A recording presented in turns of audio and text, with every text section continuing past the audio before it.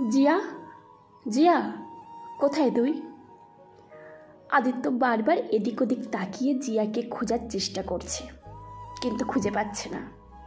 জিয়াই ওকে টেক্সট করলো যে ইউনিভার্সিটির ওয়াশরুমের আগে যে ফাঁকা করিডোরটা আছে ওখানে আসতে, কি যেন খুব দরকার কথা আছে। এমনিতেই জিয়া ঠিক নেই, তার উপর যদি এখন ওর কথা না শোনা হয় তাহলেই হয়েছে।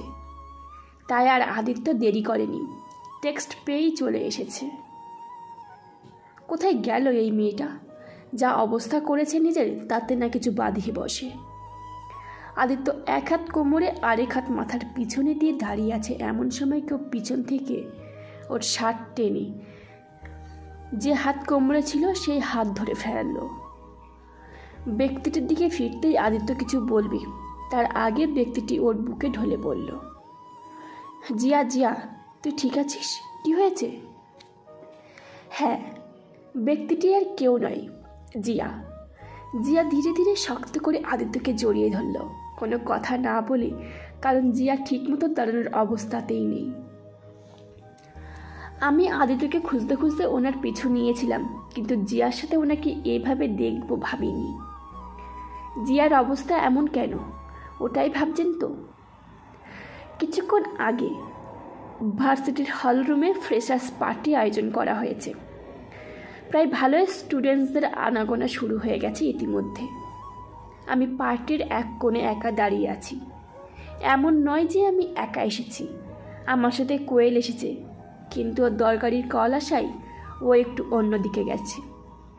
ভাগ্যিস ফ্রেশার্স পার্টির আগেই কোয়েল সম্পূর্ণ সুস্থ হয়ে উঠেছে, না হলে আমি যে কিভাবে একা একা থাকতাম কে জানে। এখনও তো কেমন একটা বোর লাগছে। কি ম্যাডাম, এখানে একা দাঁড়িয়ে আছেন যে? আমি পাশে তাকিয়ে দেখলাম সৌভিকদা আমার দিকে তাকিয়ে আছেন, হয়তো উত্তরের আশায়। আমি উত্তর দিলাম, কোয়েল একটু অন্যদিকে গেছে, তাই অপেক্ষা করছি ওর জন্য। সারাটা সময় কোয়েলের সাথে থাকলে হবে? আমাদেরকেও একটু চান্স দিতে হবে, তাই না? শুধু আমাকে দিলেই হবে? আপনি কি কোয়েলকে লাইক করেন? আমার প্রশ্নে উনি বাঁকা হেসে বললেন, বুঝে গেছো তাহলে?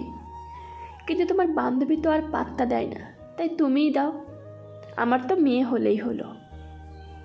শেষের কথাটা সৌভিকদা বিড়বিড় করে বললেও কথাটা আমার কানে ঠিকই এসেছে। ওনার কথার উত্তরে মৃদু হেসে বললাম, আপনি যেমন ধরনের মেয়ে খুঁজছেন সেই ধরনের মেয়ে আমি নই, আর কোয়েলও না, তাই চান্সটা অন্য জায়গায় নিন, বেটার হবে।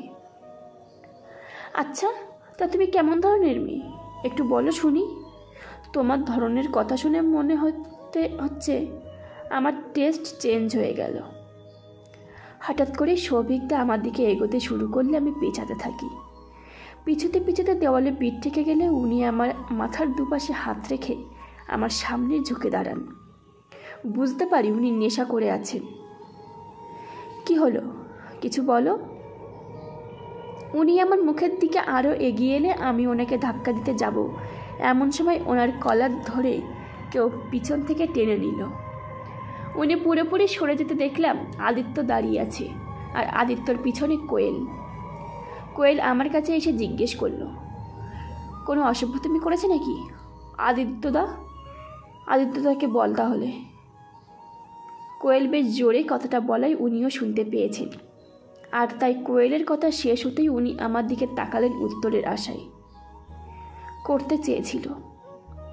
এটুকু বলতেই আদিত্য ঠাস করে চর বসিয়ে দিল সৌভিকদার গালে। আমি অবাক হয়ে মুখ ঢাকলাম, কিন্তু কোয়েলের কোনো প্রতিক্রিয়া নেই।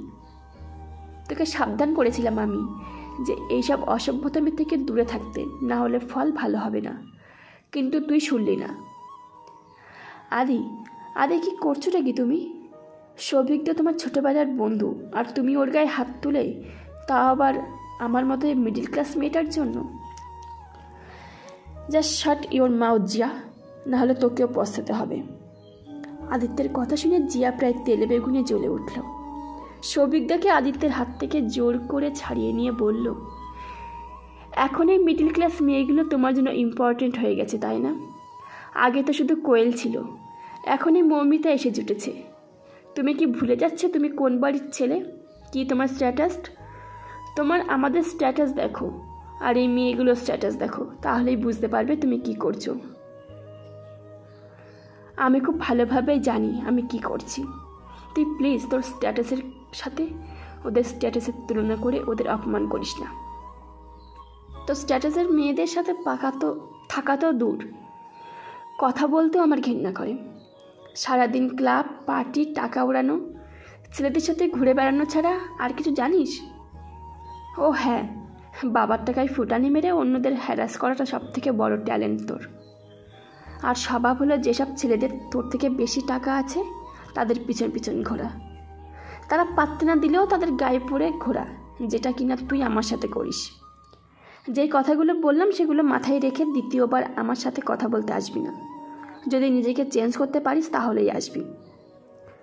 আদিত্য জিয়ার পিছন থেকে আবার সৌভিকের কলার ধরে বলল, আজকে বেঁচে গেলি পার্টির জন্য, নেক্সট দিন থেকে যদি আবার এমন কিছু দেখেছি তাহলে তুই শেষ। সৌভিকদা এতটা সময় ধরে মুখ দিয়ে টুকু শব্দটুকুও করেনি। আদিত্য সৌভিকদার কলার ঝাড়া মেরে ছেড়ে দিয়ে আমাদের দিকে ফিরতেই সৌভিকদা বলে, তা কোনটা তোর প্রেমিকা নাকি দুটোই? সবাইকে নিজের মতো মনে করিস না সৌভিক। লোককে অপমান করার আগে নিজের ভুলগুলো শুধরানোর চেষ্টা কর, না হলে পস্তাবি। আদিত্য আমাকে এক হাতে জড়িয়ে নিয়ে অন্য হাতে কোয়েলের হাত ধরে ওখান থেকে আমাদের নিয়ে চলে এলেন। হলের অন্য প্রান্তে এসে আমাদেরকে দাঁড় করিয়ে রেখে উনি চলে গেলেন। সেই দেখে আমি কোয়েলকে বললাম, কোয়েল আমি আসছি একটু। কোয়েলকে কিছু বলার সুযোগ না দিয়েই আমি ওনার পিছনে চলে এলাম। ওনার মুখ থেকে বোঝা যাচ্ছিল উনি কতটা রেগে আছেন। ওনার পিছন করে ব্যালকনিতে এসে দেখে উনি দেওয়ালে সজোরে একটা ঘুষি মারলেন। আরে আপনি কি করছেনটা কি? মাথা খারাপ হয়ে গেছে নাকি আপনার? আমি সঙ্গে সঙ্গে এসে ওনার হাত ধরে আমার দিকে ঘুরিয়ে নিলে উনি আমার হাত থেকে নিজের হাত ছাড়িয়ে নিয়ে বললেন, আমাকে একা ছেড়ে দাও, তুমি যাও এখান থেকে। আমি কিছুক্ষণ চুপ থেকে বললাম, আমার জন্য নিজের বন্ধুদের সাথে এভাবে ঝগড়া করবেন না। আমি আপনার তেমন কেউ হই না যে আমার জন্য আপনার সম্পর্ক নষ্ট করবেন। উনি কোয়েলকে নিয়ে তেমন খারাপ কথা বলেননি, আর ওর সাথে তো কোনো অসভ্যতাও করেননি, তাহলে কেন এভাবে রিয়াক্ট করলেন? আমার সাথে অসভ্যতামি করেছিল, আমি বুঝে নিতাম। আমার জন্য আপনি কেন? তোমার জন্য নয়, তোমার জায়গায় যেই মেয়ে থাকতো তার জন্যই আমি এটা করতাম। সত্যি তুমি আমার কাছে স্পেশাল কেউ নও, কিন্তু তার মানে তো এই না যে সব দেখে অন্ধ হয়ে থাকবো। অন্যায় যে করে, অন্যায় যে সহে, দুজনেই সমান দোষে অপরাধী। সৌভিক আমার বন্ধু বলে কেন ছাড় পাবে? অন্যায় যখন করেছে শাস্তি তো পেতেই হতো ওকে। হয়তো ওনার প্রথম কথায় কষ্ট পেয়েছি, কিন্তু শেষের কথাগুলো শুনে ভালো লাগলো। ওনার মন মানসিকতা যে এত ভালো ভাবিনি কখনো। আমি কথা না বাড়িয়ে কিছু বলতে যাব তার আগেই উনি ব্যালকনিতে রেলিংয়ে দুহাত ভর করে ঝুঁকে বলতে লাগলেন, সৌভিক আমার ছোটবেলার বন্ধু জানো। ওর আর আমার একসাথে বড় হওয়া, সে ছোট্ট থেকে স্কুল আর এখন ইউনিভার্সিটি, সব সেম। শুধু চিন্তাধারাটাই সেম হলো না, হলে হয়তো আজ এই দিন আসতো না। অনেক আগে থেকেই ওকে আমি বারণ করেছিলাম, শোনেনি। আমি জানি আজও শুনবে না। ও আমার দেওয়া ওয়ার্নিং। ও জানে না এর ফল কতটা ভয়ানক হতে পারে। কথা শেষ করে আদিত্য একটা নিঃশ্বাস ফেলে আমাদিকে ঘুরে কিছু বলবেন তার আগেই আমি ওনার হাত দেখে বললাম, আপনার হাতটা তো লাল হয়ে গেছে। আমার কথা শুনে উনি নিজের হাতের দিকে একবার তাকিয়ে নিয়ে আমাকে বললেন, ও কিছু হবে না, একটু বরফ দিয়ে নেব। তুমি যাও কোয়েল, ওখানে একা আছে। উনি আমার দিকে এগিয়ে এসে আমার হাত নিজের হাতের মাঝে নিয়ে হাঁটতে শুরু করলেন। আমাকে কোয়েলের কাছে রেখে উনি ওনার বন্ধুদের কাছে যাবেন সে সময় আমি বললাম, বেশি মাথা গরম করবেন না, রাগের বসে ক্ষতি হয় শুধু, লাভ না। আগের দিনের মতো আমার কথা শুনে শুধুই হাসলেন। উনি যাবেন ঠিক সেই সময় জিয়া টলমলে পায়ে ওনাকে জড়িয়ে ধরল। জিয়া তুই এভাবে? ইয়েস, আমি এভাবে। আমি সেটা তোমার কাছে তো দূর, আশেপাশেও কেউ আসতে পারবে না, আমি দেব না। তুমি শুধু আমার, বুঝেছো? শুধুই আমার। এসব মিডিল ক্লাস মেয়েরা তোমার জন্য নয় আদি, শুধুমাত্র আমি ডিজার্ভ করি তোমাকে। কথাটা বলেই আদিত্যকে কিছু বলার সুযোগ না দিয়ে জিয়া চলে যায়। কোয়েল আদিত্যের কাছে এগিয়ে গিয়ে বলে, নাও আবার একটা ঝামেলা। এই মেয়েটাকে নিয়ে যে আমি কি করব কিছুই বুঝতে পারি না। ছেড়ে দাও, সব ঝামেলা শেষ। পারছি আর কোথায় ছাড়তে, আর মনেও হয় না পারবো বলে। মা। কোয়েলের প্রশ্ন শোনার আগেই আদিত্য চলে গেলেন। আমি কোয়েলের কাছে এগিয়ে গিয়ে বললাম, বাদ দি, ওনাদের ব্যাপার ওনারা বুঝে নেবেন। তাই বলে জিয়া তোকে এভাবে সবসময় অপমান করবে সেটা তো হতে পারে না, তাই না? বেকার ঝামেলা করিস না, আস্তে আস্তে হয়তো সবটা ঠিক হয়ে যাবে। আজকে উনি যেভাবে জিয়াকে অপমান করেছেন তাতে ওর এমন রিয়াক্ট করাটা স্বাভাবিক। জিয়া আদিত্যকে ছেড়ে ওনার দিকে তাকিয়ে বলল, কেন এতটা প্রটেক্টিভ তুমি ওদের জন্য? কই আমার জন্য তো এরকম রিয়াক্ট করো না কোনো সময়, শুধু অপমান করো আর দূরে সরিয়ে দাও আমায়। জিয়া, এসব কথা পরে হবে, এখন তুই বাড়ি চল। কে বলেছিল এভাবে ড্রিঙ্ক করতে? তোমার জন্য করেছি। তুমি আমাকে অনেক অনেক হার্ট করেছো আজকে ওই মিডিল ক্লাস মেয়েটার জন্য। ওকে ফাইন, তুই চল এখন। নো, আগে বলো তুমি আমাকে ভালোবাসো, তা না হলে আমি কোথাও যাব না, কিছুতেই না। আজকে তোমাকে বলতেই হবে। জিয়ার কথা শুনে আমার মনটা কৌতূহলে ভরে উঠল। আমার মনও হয়তো আদিত্যের উত্তরের অপেক্ষায় করছে। হ্যাঁ, আই লাভ ইউ। আদিত্যের কথা শুনে আমি 2 কদম পিছিয়ে এলাম।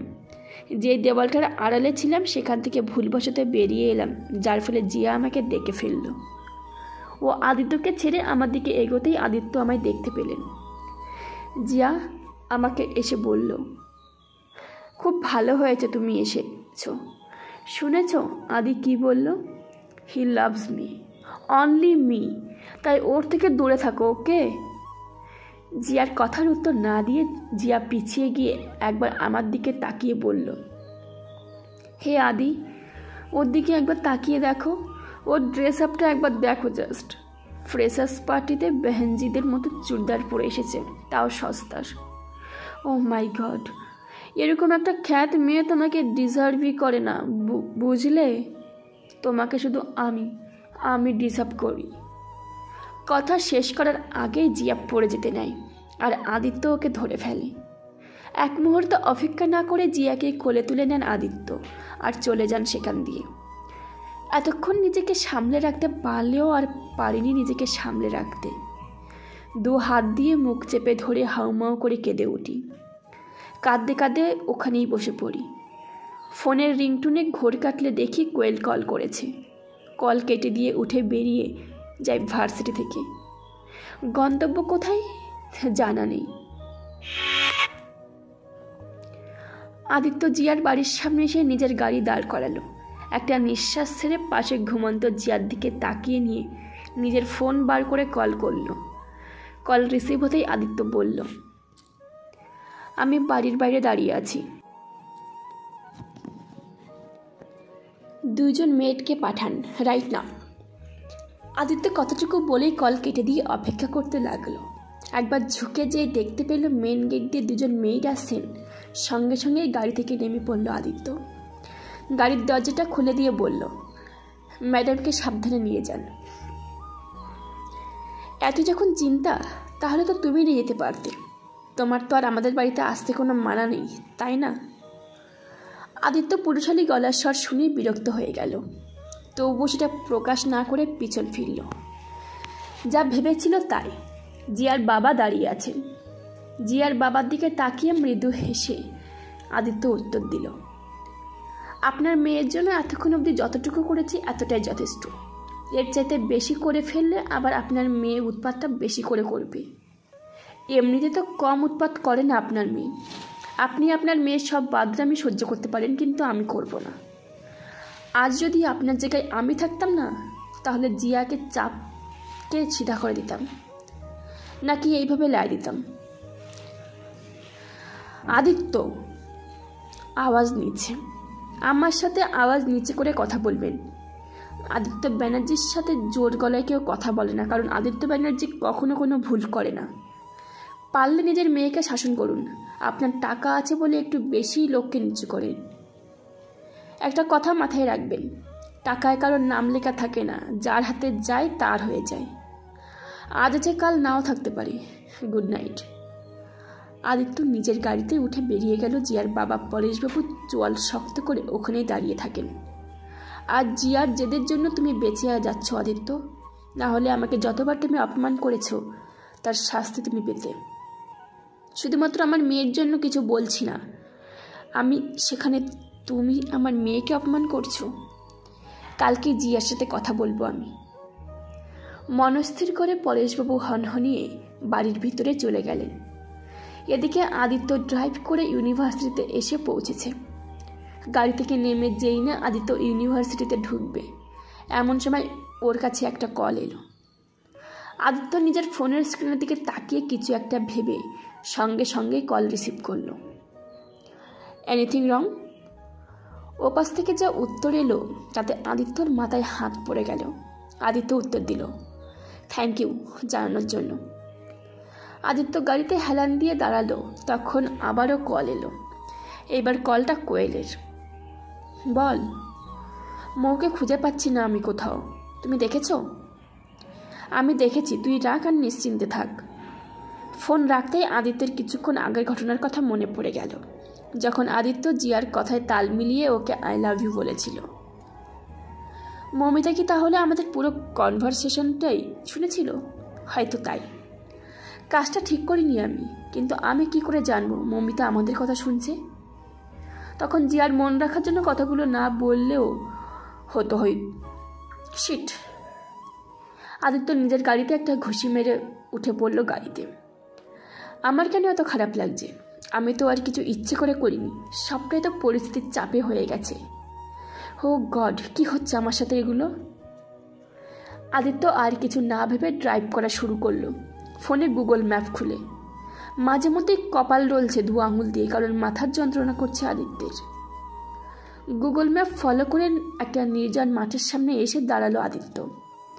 পাশে একটা ছোট্ট শিব মন্দির আছে আর বসার বেঞ্চ তার পাশে। পুরো অন্ধকার জায়গা হলেও মন্দিরের আলোয় বসার জায়গাটা ঠিকই দেখা যাচ্ছে। আদিত্য গাড়ি থেকে নেমে ওই দিকেই এগিয়ে গেল, কারণ ওই বসার জায়গায় একটা মেয়ে চুপচাপ বসে আছে। আমি কেন এত বোকা? শুধুমাত্র কালকের কয়েকটা ঘটনা, কিছু কথার কারণে আমি কি করে ভেবে নিলাম উনি আমাকে ভালোবাসতে শুরু করেছেন, আমাকে মেনে নেবেন। উনি তো আমাকে বলেননি যে উনি আমাকে মেনে নেবেন। তাহলে আমি কেন ভাবতে গেলাম? কেন বারবার ভুলে যাই আমি যে আমার কপালে এত সুখ লেখাই নেই? শুধুমাত্র নিজের কারণে আজ আমি কষ্ট পাচ্ছি, শুধুমাত্র নিজের কারণে। কিন্তু আর না, এরপর থেকে আমি শুধু নিজেকে নিয়ে ভাববো, অন্য কাউকে নিয়ে না। চোখে জল হাত দিয়ে মুছতেই একটা হাত আমার দিকে রুমাল বাড়িয়ে দিল, যা দেখে আমি চমকে উঠলাম। এই নির্জন জায়গায় হঠাৎ কে আমার পাশে বসলো এটা ভেবে ভয় পেয়ে সেদিকে তাকালাম। আদিত্য, উনি এখানে কি করছেন, তাও আবার এই সময়? আর জানলেনই বা কি করে আমি এখানে আছি? রুমালটা নাও। তখন থেকে কি এভাবেই কেটে চলেছ নাকি? আমার প্রশ্নগুলোর মাঝেই উনি প্রশ্ন করলে আমি আর কিছু বললাম না। ওনার সাথে কথা বলার ইচ্ছেটাই হারিয়ে ফেলেছি। অনিচ্ছায় বললাম, লাগবে না, ধন্যবাদ। দেখো মমিতা, আমি জানি তুমি কতটা কি শুনেছ। আমি শুধু এটাই বলবো, আমি জিয়াকে যা বলেছি ওর মন রাখ। আপনি আমায় কেন কৈফিয়ত দিচ্ছেন? আমি তো আপনার কেউ হই না। আপনার আমাকে কোনো রকম কোনো কৈফিয়ত দিতে হবে না, আমার কোনো প্রয়োজন নেই এসব শোনার। আমি ওনাকে মাঝপথেই থামিয়ে কথাগুলো বললে উনি আমার দিকে করুণভাবে তাকিয়ে রইলেন চুপ করে। আমি তা দেখেও না দেখার ভান করে উঠে দাঁড়ালাম। বললাম, আজকের পর থেকে আমি যথাসাধ্য চেষ্টা করব আপনার থেকে দূরত্ব বজায় রেখে চলার। আপনি তো প্রথম দিনেই বলে দিয়েছেন আমি যেন নিজের আসল পরিচয় না দিই, আমি সেটাই মেনে চলব। সত্যিই তো, আপনারা বড়লোক মানুষ, আপনাদের সাথে আমার মতো মেয়েদের যায় না। এটাও তো একটা কারণ বিয়েটা অস্বীকার করার। যাক, আমি সেসব কথায় আর যাচ্ছি না, আসি। আমি এগোতেই উনি পিছন থেকে বললেন, অনেক রাত হয়ে গেছে, আমার গাড়িতে বসো, আমি হোস্টেল ছেড়ে দেব। আমি যখন একা আসতে পেরেছি তখন একা যেতে পারবো। আপনার হেল্প তো দূর, আমি আপনার সাথে কোনো রকম সম্পর্কই রাখতে চাইছি না মিস্টার আদিত্য ব্যানার্জি। অনেক অনেক ধন্যবাদ আমার জীবনটা নরক করে দেওয়ার জন্য। আমি সারা জীবন আপনার কাছে এর জন্য ঋণী থাকব। কথাটুকু বলে আমি আর এক মুহূর্ত অপেক্ষা করলাম না, জোর পায়ে হেঁটে চলে এলাম। ওনার সাথে কথা বলার মতো কোনো রকম ইচ্ছাটাই আমার মরে গেছে। অন্যদিকে মৌমিতা আপন মনে রাস্তা দিয়ে হেঁটে চলেছে, আর আদিত্য তার পিছন পিছন গাড়ি নিয়ে আসছে, যা হয়তো মৌমিতা টেরও পাচ্ছে না। মৌমিতা হোস্টেলে পৌঁছে গেলে আদিত্য হোস্টেলের সামনে গাড়ি দাঁড় করিয়ে গাড়ি থেকে নেমে পড়ল। গাড়িতে হেলান দিয়ে কোয়েলকে ফোন করলো, মৌমিতা হোস্টেলে পৌঁছে গেছে, তুই এখানেই আসিস তো? আমি আসছি তোকে নিতে। আচ্ছা, কিন্তু মৌকে পেলে কোথায়? গিয়ে বলছি। ফাইন, তাড়াতাড়ি এসো, আমার এখানে আর ভালো লাগছে না একা একা। কামিং। ফোনটা পকেটে ঢুকিয়ে চুপচাপ মাথা নিচু করে দাঁড়িয়ে রইল আদিত্য। আজ প্রথমবার জিয়ার উপর ভীষণ রাগ হচ্ছে, মন চাইছে উচিত শিক্ষা দিতে। কালকে জিয়ার কপালে বহুত দুঃখ আছে। আজ ড্রিঙ্ক করেছিল বলে কিছু বলিনি, মানে এই না যে অন্য দিনে ছেড়ে দেব। সাহস হয় কী করে মৌমিতাকে এইভাবে বারবার ইনসাল্ট করার? মৌমিতাকে ইনসাল্ট করার শাস্তি ও পাবে, ও আমার ওয়াইফ। আদিত্য থেমে গেল, দু হাত দিয়ে নিজের চুল টেনে ধরে ওপরের দিকে তাকিয়ে রইল কিছুক্ষণ। সে বুঝতে পারছে না হঠাৎ তার মধ্যে এই পরিবর্তন কেন। যে মেয়েটাকে বিয়ে রাতে ঠিক করে দেখে পর্যন্ত নিয়ে আজ তাকে কেউ অপমান করলে রাগ হচ্ছে, তার মন খারাপ হলে নিজের খারাপ লাগছে, আর মুখ ফসকে ওয়াইফও বলে ফেলেছে। কেন হচ্ছে এমন? ও তো মানে না বিয়ের কনসেপ্টটাই, তাই তো মেনে নেয়নি এই হুটহাট করা বিয়ে, গ্রহণ করেনি নিজের স্ত্রী হিসেবে মৌমিতাকে। ওহো, পাগল হয়ে যাব এবার আমি এসব নিয়ে ভাবতে থাকলে। আদিত্য গাড়িতে উঠতে যাবে এমন সময় ওপরের দিকে তাকালে মৌমিতাকে জানালার সামনে দেখতে পায়। মৌমিতা সরে গেলে আদিত্য হতাশ হয়ে পড়ে, কিন্তু কিছু করার নেই। এভাবেই আদিত্য ইউনিভার্সিটির উদ্দেশ্যে বেরিয়ে পড়ে। কোয়েলকে হোস্টেলে ড্রপ করে নিজের বাড়ি চলে যায় আর ওয়াশরুমে ঢুকে পড়ে। মাথাটা ঠান্ডা করা প্রয়োজন, কিন্তু কোনো মতেই মাথা ঠান্ডা থেকে মৌমিতা বা ভাবনাকে বার করতে পারছে না। ভীষণ অস্বস্তি বোধ করছে আদিত্য। এদিকে কোয়েল হোস্টেলে ফিরে এসে দেখে মৌমিতা শুয়ে পড়েছে, তাই আর কিছু জিজ্ঞেস করে না। আদিত্য তেমন ভালোভাবে কিছুই বলেনি। কোয়েল সেই বিষয়ে না ভেবে চলে গেল ফ্রেশ হতে। এদিকে সকালে কোয়েলের ঘুম ভাঙতেই কোয়েল ঘরে চোখ বুলিয়ে মৌমিতাকে দেখতে পায় না, ওয়াশরুমেও চেক করে পায় না। ঘরে এসে পড়ার ডেস্কে চোখ গেলে একটা সাদা কাগজের উপর চোখ পড়ে। সেটাই লেখা আছে, কলু, আমি কয়েকদিনের জন্য কলকাতা যাচ্ছি, কিছু দরকার আছে আমার, তুই চিন্তা করিস না, আমি কলে কন্ট্যাক্ট করব তোর সাথে, 2 দিনের মধ্যেই ফিরে আসব। আসলে কিছু ইম্পর্ট্যান্ট কাজ হঠাৎ করে মনে পড়ে গেছিল, তাই এইভাবেই চলে এলাম। তুই ঘুমাচ্ছিলিস তাই আর ডাকিনি, চিন্তা করিস না, নিজের খেয়াল রাখিস, সবে জ্বর থেকে উঠলি। কোয়েল চিঠিটা পড়ে মনে মনে ভাবল, ভালোই করেছিস, তোর একটা রিফ্রেশমেন্ট দরকার, আমি জানি তুই মুড ঠিক করার জন্যই গেছিস। ঘড়িতে তখন দুপুর 2টো। কোয়েল ভার্সিটির ক্যান্টিনে বসে সাদা কাগজে কিছু একটা লিখছে, দেখে মনে হচ্ছে কোনো কিছুর ফর্ম ফিল আপ করছে। আমি ধরাম করে কোয়েলের সামনে বই রাখলাম আর বসলাম। ও প্রথমে ভুরু কুঁচকে আমার দিকে তাকালেও আমাকে দেখার পর আবার নিজের কাজে মন দিল। আমি আশ্চর্য হলাম, আমাকে দেখে কোনো রকম রিয়াক্ট করলো না কেন কোয়েল? রাগ করলো নাকি? এত শত না ভেবে কোয়েলকে জিজ্ঞেস করলাম, কী রে, কী করিস তুই? কোয়েল কোনো উত্তর দিল না। ব্যাপারটা তো বেশ চিন্তার হয়ে গেল, কথা বলছে না কেন আমার সাথে? এই কলু, কথা বলিস না কেন, রাগ করেছিস আমার উপর? আমার প্রশ্ন শুনে কোয়েল মাথায় তুলে আমার দিকে তাকিয়ে বলল, কেন রাগ করবো কেন? কোয়েল নিজের কাজ করতে শুরু করলো আবার। উফ, কি এমন কাজ করছিস দেখি তো, কোয়েলের কাছ থেকে ফর্মটা টেনে নিয়ে দেখতে শুরু করলো। আস্তে আস্তে ফর্মটা পুরো পড়ার পর কাঁদো কাঁদো মুখ নিয়ে কোয়েলের দিকে তাকাতেই কোয়েল আমার দিকে তাকিয়ে হেসে বলল, कैसा লাগা মেরা সারপ্রাইজ। কথাটা বলে কোয়েল আমায় চোখ মারল। আমি এসেছিলাম কোয়েলকে সারপ্রাইজ দিতে, আর এখানে এসে নিজেই সারপ্রাইজ হয়ে গেলাম। কোয়েলকে জিজ্ঞেস করলাম, এটা কি, আমার নাম কেন দিয়েছিস ডান্স কম্পিটিশনে? কারণ তুই ডান্সার, তাই। ডান্সার মানে? কোয়েল, তোর মাথা ঠিক আছে তো? এটা আমাদের ইউনিভার্সিটির অ্যানুয়াল ফাংশন, কত বিখ্যাত নামী লোক আসবে জানিস। ওখানে আমি ভুল করলে ভার্সিটির সম্মানটা কোথায় যাবে বলতো? আমার কথার কোনো উত্তর না দিয়ে কোয়েল আমার হাত থেকে ফর্মটা টেনে নিয়ে পড়ল। ফর্ম ফিল আপ করার পুরোটাই শেষ কোয়েলের।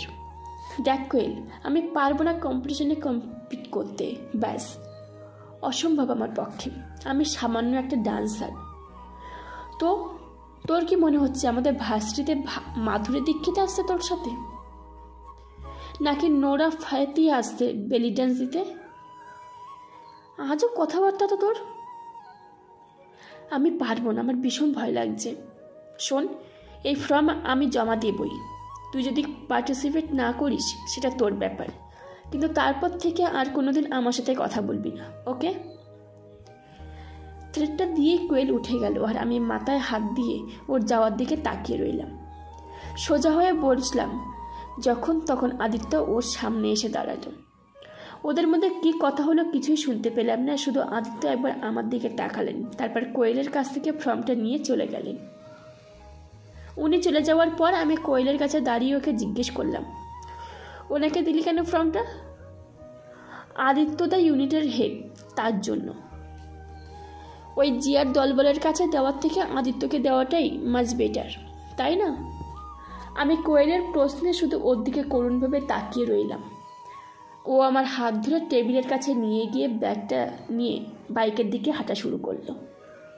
এবার বল, কেমন ঘুরলি নিজের বাড়িতে? ভালো। তোর অ্যাবসেন্সে আদিত্য তো তোর খোঁজ করেছিল। কোয়েলের কথাটা শুনে দাঁড়িয়ে পড়লাম, অবাক হয়ে জিজ্ঞেস করলাম, আমার খোঁজ করেছিলেন? কিন্তু কেন? এত আমার খুঁজছিস কেন? ক্লাসে চল, দাঁড়িয়ে না থেকে। যেতে যেতে বলছি।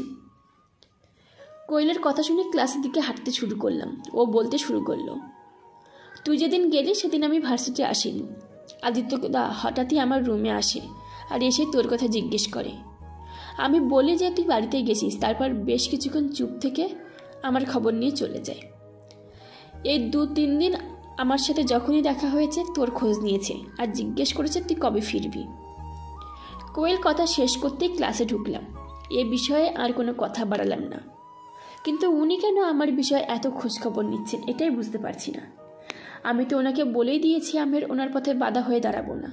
উনি যেমনটা বলেছিলেন তেমনটাই হবে। উনি ওনার রাস্তায় আর আমি আমার। তাহলে কেন উনি এমন ব্যবহার করছেন? উনি কি কোনোভাবে আমার সাথে জড়িয়ে? না না, এবার আর আমি এক ভুল করব না। আগেরবার এই আশাই আমাকে অনেক যন্ত্রণা দিয়েছে, এবার আর নয়। ওনার কথা না ভাবাই ঠিক। ক্লাস শেষ করে আমি ম্যাডামের সাথে কথা বলবো, সেই জন্য প্রিন্সির রুমের দিকে যাচ্ছি। সেই সময় দেখলাম আদিত্য আসছেন, তাও আবার আমার দিকে তাকিয়েই। উনি আমাকে কিছুই বলবেন সেই জন্য দাঁড়ালে আমি ওনাকে পাশ কাটিয়ে প্রিন্সির রুমে ঢুকে গেলাম। ওনাকে বোঝাতে হবে আমি ওনাকে এড়িয়ে চলতে চাই। ম্যাডামের সাথে কথা বলতে বলতে খেয়াল করলাম উনি বাইরেই দাঁড়িয়ে আছেন। হঠাৎই ম্যাডামের রুমে ঢুকে পড়লেন, আরে আদিত্য, তুমি এখানে কোনো দরকার ছিল নাকি? ম্যাডামের কথার উত্তর উনি আমার দিকে তাকিয়েই বলল, ম্যাম আপনার সাথে দরকার নেই, দরকার ওর সাথে। আপনাদের কথা বলা শেষ নিশ্চয়ই। আমি ইচ্ছে করে দেরি করছিলাম যাতে উনি চলে যায়, কিন্তু এখানে তো উল্টো হয়ে গেল। বাধ্য হয়ে ওনাকে আমার সাথে বেরিয়ে আসতে হলো। বেরিয়ে এসে এক মুহূর্তে আমার দাঁড়ালাম না, দ্রুত হাঁটা শুরু করলাম। পিছন থেকে উনি সমানে আমার নাম ধরে ডেকে চলেছে, তা আমি শুনতে পেলেও অপেক্ষা করেছি, কিন্তু শেষ রক্ষা হলো না। ভার্সিটির মাঠে আসতেই উনি আমার হাত পিছন থেকে টেনে ধরে নিজের দিকে ঘুরিয়ে নিলেন। কখন থেকে ডেকে চলেছি আমি, আর তুমি শুনতেই পাচ্ছ না নাকি না শোনার ভান করছিলে? বুঝতে যখন পেরেছেন না শোনার ভান করছি, তাও কেন এসেছেন কথা বলতে? আমার কথা বলাটা দরকার তাই। আপনার এমন কি দরকার পড়লো আমার সঙ্গে যে যাকে আপনি স্ত্রী বলে মানেন না, পরিচয় দিতে চান না, তারই হাত ধরে সবার সামনে দাঁড়িয়ে আছেন? আমার কথাই উনি চারিদিকে তাকিয়ে দেখলেন। আমাদের দিকে প্রায় অনেকেই তাকিয়ে আছে। উনি একটা জোরে নিঃশ্বাস নিয়ে আমার হাত ধরে টেনে নিয়ে অন্যদিকে চলে এলেন। কেন অ্যাভয়েড করছো আমাকে? আপনার সাথে কথা বলার কোনো উদ্দেশ্য বা কারণ খুঁজে পাচ্ছি না, তাই। বাড়াবাড়ি করছো এবার তুমি। আমি যখন কথা বলতে চাইছি তখন কেন এভাবে অ্যাভয়েড করছো? সেটা কেউ দেখতে যাবে না যে কে কথা বলতে চাইছে, দেখবে শুধু এটাই যে একটা মিডল ক্লাস মেয়ে টাকার জন্য একটা বড়লোক ছেলের পিছনে পড়ে আছে। বিশ্বাস করুন, এই কথাটা আমি শুনতে চাইছি না। এইখানে আসার পর থেকে সব সহ্য করে নিয়েছি, কিন্তু আমার চরিত্রের উপর কেউ কথা বললে সেটা আমি কিছুতেই মেনে নেব না। তাই please stay away from me mister Aditya Banerjee. কথাটা বলেই আমি চলে এলাম। যে সম্পর্কের কোনো পরিণতি নেই সেই সম্পর্ক থেকে দূরে থাকাই ভালো হবে আমার মতে। আমি পিছন ফিরে না তাকিয়ে চলে এলাম ভার্সিটি থেকে হোস্টেলে। ফাইন, তুমি যখন চাও না আমার সাথে কথা বলতে, তাহলে আমিও যেচে পড়ে তোমার সাথে কথা বলতে যাব না।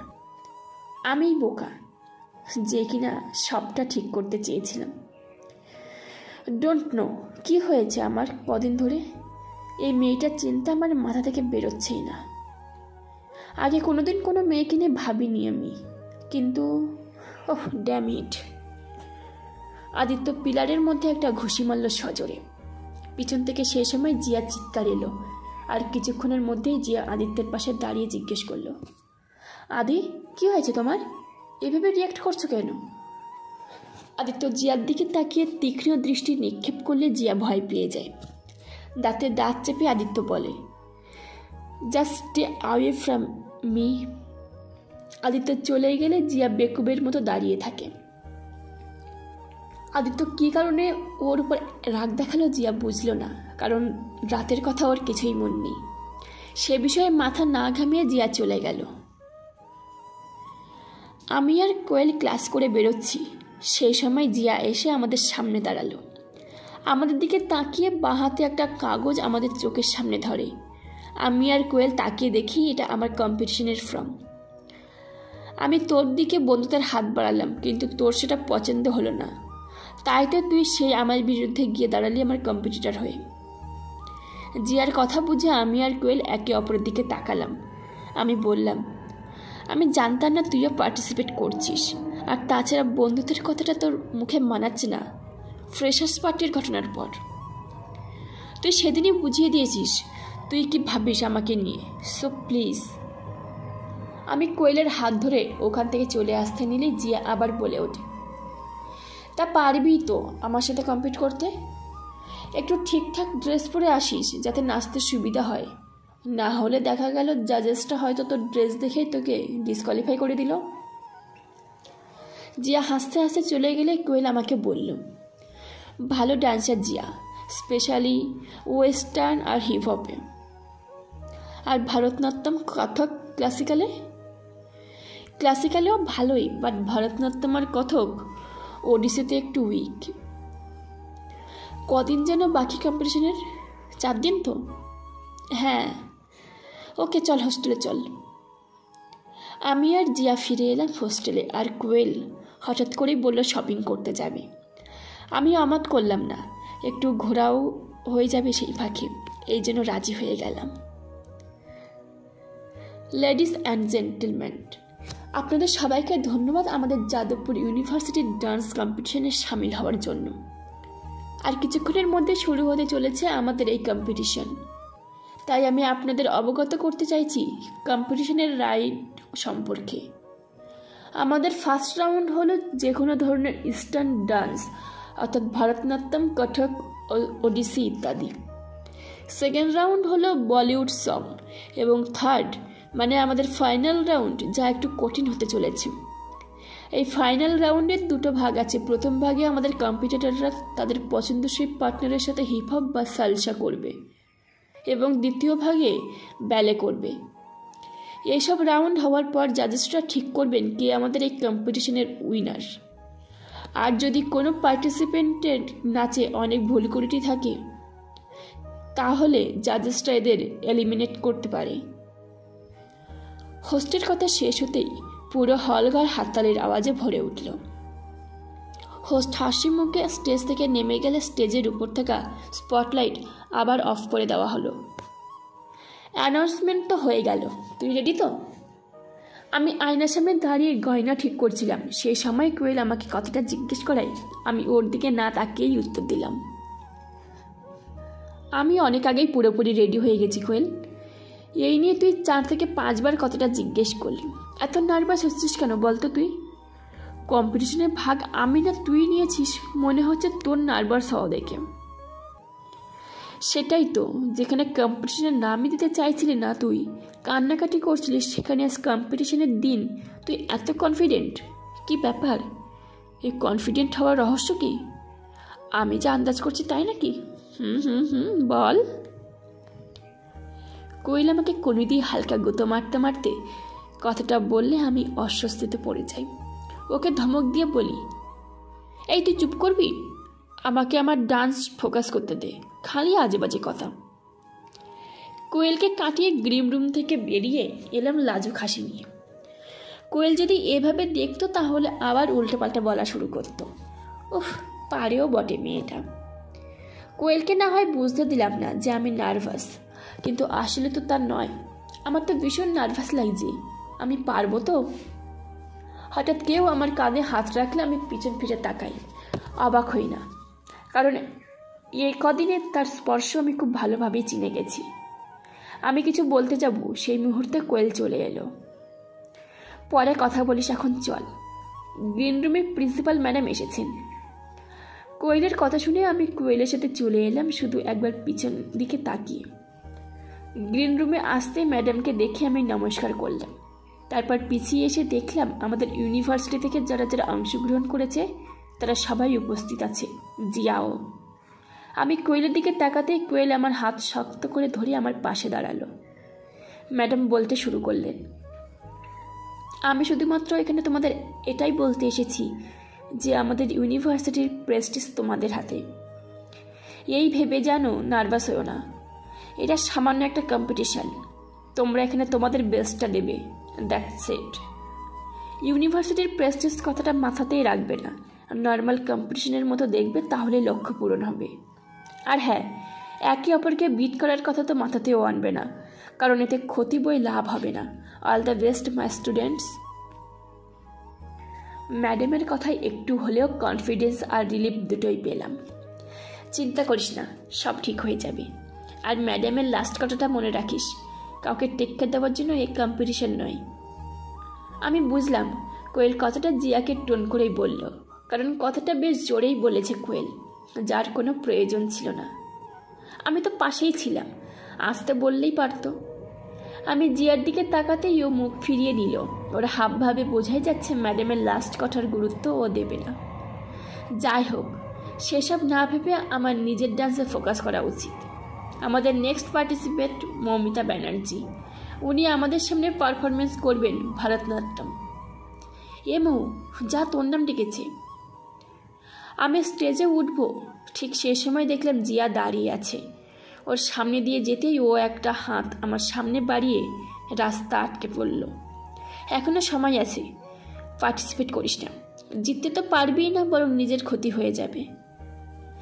এই থ্রেডটা কিছুদিন আগে দিলেও ভেবে দেখতাম, এখন আমার ভাবার সময় নেই, সরি। আমি কথাটা জিয়ার চোখে চোখ রেখে বলে মাথা নিচু করে এগোতেই দেখলাম জিয়া একটা পা বাড়িয়ে দিয়েছে। আমি লাফ দিয়ে ওর পা যে উপেক্ষা করে পিছন ফিরে বললাম, পুরনো টেকনিক, নিউ কিছু ট্রাই কর। কথাটা বলে স্টেজের মাঝখানে গিয়ে দাঁড়ালাম হাত জোর করে। আর চোখে দেখলাম জিয়া দাঁত মুখ শক্ত করে চলে গেল, আর কোয়েল 2 হাত দিয়ে অল দ্য বেস্ট বলল। আমি ভারতনাট্যমে প্রণাম দিয়ে স্টেজ শুয়ে মাথায় ঠেকিয়ে নিজের নাচ শুরু করলাম। ঘোর কাটলো হাততালির আওয়াজে। নমস্কার করে নাচের প্রণাম জানিয়ে স্টেজ থেকে নেমে আসতেই কোয়েল জড়িয়ে ধরল। ভীষণ ভীষণ ভালো হয়েছে, এক্সপ্রেশন, স্টেপ সব একদম ঠিকঠাক। নেক্সট রাউন্ড কখন? চিন্তা করিস না, দেরি আছে। সপ্তম প্রোগ্রাম শুরু হলো। এখন সকাল 11টা বাজে। আজকে যেহেতু রেজাল্ট হবে তাই প্রোগ্রাম শেষ হতে হতে রাত 12টা হয়ে যাবে। একদিনে শেষ করার প্ল্যান করেছি, আর তাছাড়া খুব একটা বেশি পার্টিসিপেন্টস না তো। আমি যাই, ফ্রেশ হয়ে নিই। হ্যাঁ। স্টেজ অন্ধকার। হঠাৎই স্টেজের উপর একটা সুর ভেসে এলো এবং তার সাথে নুপুরের শব্দ। আস্তে আস্তে বোঝা যাচ্ছে একটি মেয়ে স্টেজের উপর স্টেপ করছে। স্পটলাইট পড়ল যখন গান শুরু হলো। সেকেন্ড রাউন্ডের বলিউড সঙ্গের পারফরমেন্সও শেষ করলাম এবং ভুল ত্রুটি ছাড়া, মনে কোনো দ্বিধা ছাড়াই বলতে পারবো যেমন প্র্যাকটিস করেছিলাম তেমনই নিজের বেস্টটা দিতে পেরেছি। কিন্তু শেষ রাউন্ডে কি করব? কী রে, কী ভাবিস এত? কোয়েল এখন চলে এসেছে গ্রিন রুমে, টেরই পাইনি। ওকে বললাম, ফাইনাল রাউন্ডে ভাবছিলাম। ভাবা বন্ধ করে কিছু খেয়ে নি, দুপুর হয়ে গেছে জানিস না নাকি? এখন আবার খেতে হবে? আমি পারবো না, নামবেই না গলা দিয়ে কিছু।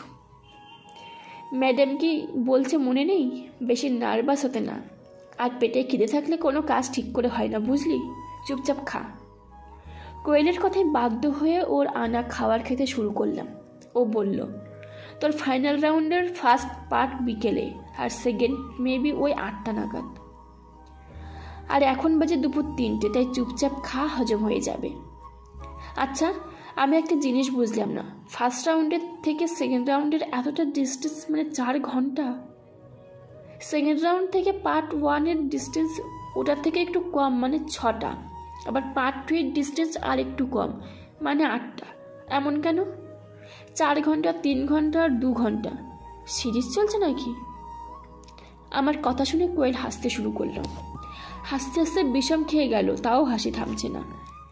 জল খেয়ে আবারও হাসছে। বিরক্ত হয়ে যাচ্ছে ওর হাসি দেখে। বাপরে বাপ, তুই এত হিসাবও করে ফেললি? বসে বসে কি এই হিসাবটাই করছিলি নাকি? বললে বল, না হলে বাদ দে। আরে বাবা শোন বলছি। আসলে প্রথমে যতজন পার্টিসিপেট করেছিল ততজন তো আর নেই। মানে কয়েকজন ডিসকোয়ালিফাই হয়ে গেছে। ভয়ের কিছু হয়নি।